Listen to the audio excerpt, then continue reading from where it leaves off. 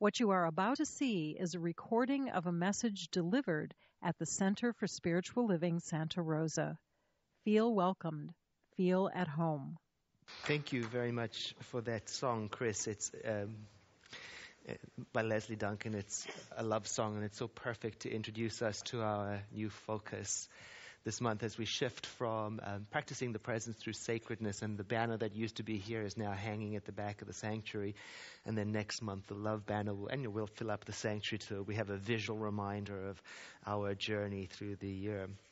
I was listening to this song, actually reading the lyrics last night, and the opening line, the words, I have to say, may well be simple, but they're true. Until you give your love, there's nothing more that we can do. There's the whole message right there. I was looking in my email yesterday, and Gary Zukov, who is the author of Journey to the Soul, sends out an email newsletter. And his most recent one came into my inbox, and in it he talks about emotional awareness, especially when it comes to giving. Say, for example, to giving to the people in Haiti who right now have an urgent need for many of the things that we have easy, ordinary, everyday access to, like water.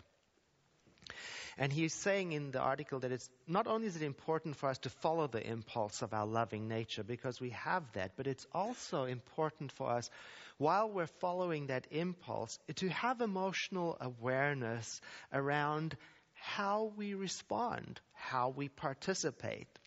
He says every one of us has this loving nature, and at the same time we have this mirror image you might call our fearful nature. And to be able to know the difference between the two is very valuable, especially understanding which one of my natures am I acting from. And that's emotional awareness. Thinking about the song again. The next lines say, you say it's very hard to do, to leave behind the life we knew. Well, it can be, because it's so intimate. It's so much about who we are. And then the next line says, but there's no other way, and it's really up to you. Well, it reminds me of what we practice and preach and teach and celebrate here, and it's this, that only you, only me, can tell if I'm living, giving, loving, acting from my loving nature or from my fearful one. Only you know. And Mr. Zukov in the article, he asks us to examine minutely the moment when we act, when we do a thing. Slow it down and really look at it. Say, for example, if you made a contribution to the relief effort in Haiti, what exactly was going on in you at the moment of making that contribution? This is it's very hard part of it.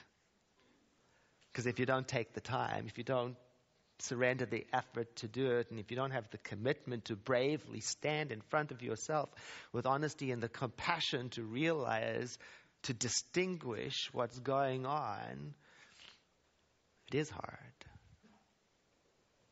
And yet it's very important for us to do so, because the consequences of our actions depend on where they start from, where they originate. Because an action rooted in love, I believe, has quite different consequences to an action rooted in fear. In my way of thinking, all actions are not equal, although they look the same on the outside. For example, I can help you wash the dishes, and that's a wonderful thing. But if I really resent doing it, it's probably not such a wonderful thing for either one of us. Especially the ripple effect and the atmosphere. You know, the next person that walks into the room, they know what's going on. You don't have to tell them.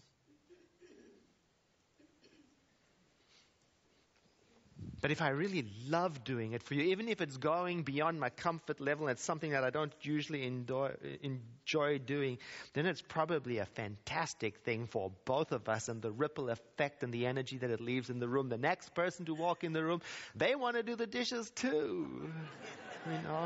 And either way, the dishes get done. Either way, resentment or no resentment.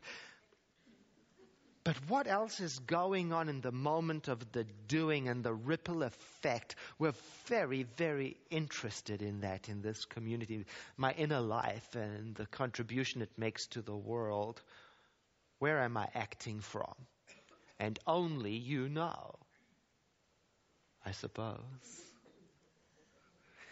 Mr. Zukov says it so very well that I'm going to read it to you.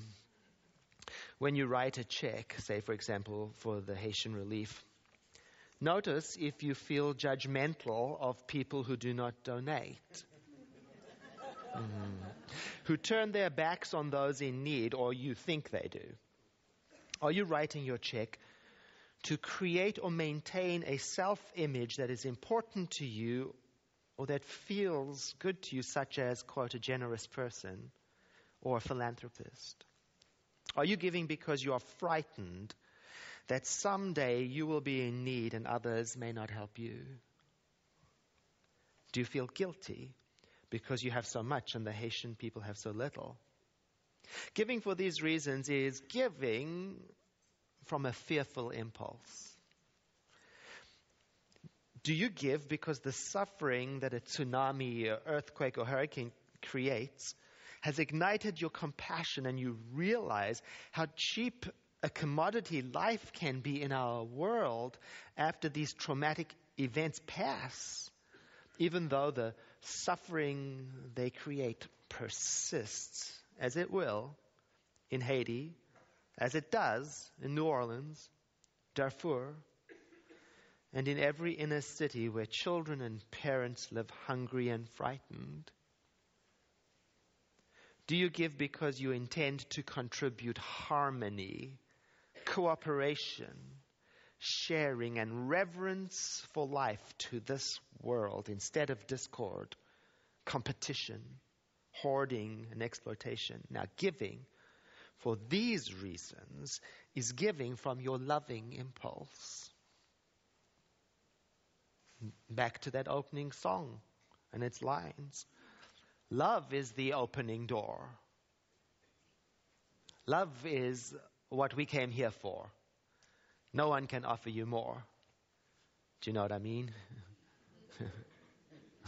Or as Reverend Chris Michaels says, and it's in our affirmation for the month, love, it's your soul's only assignment. There's nothing else for you here to do. It's the key that unlocks truth, freedom, creativity, connection, passion, learning. So live, give, participate, create. But try to be a little more aware of how you do it every single day, so that more you learn to recognize the difference between when you're living, giving, and breathing from your loving nature and when you are not.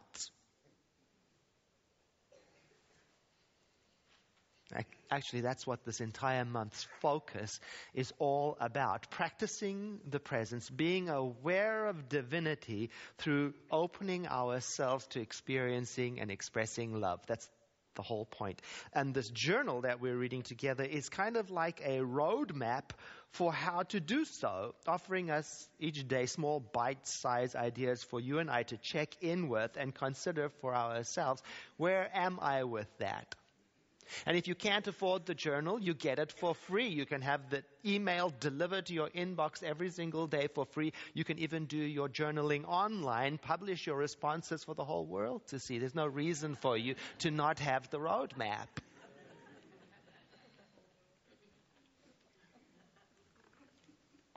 And here's the path we're following so far in January.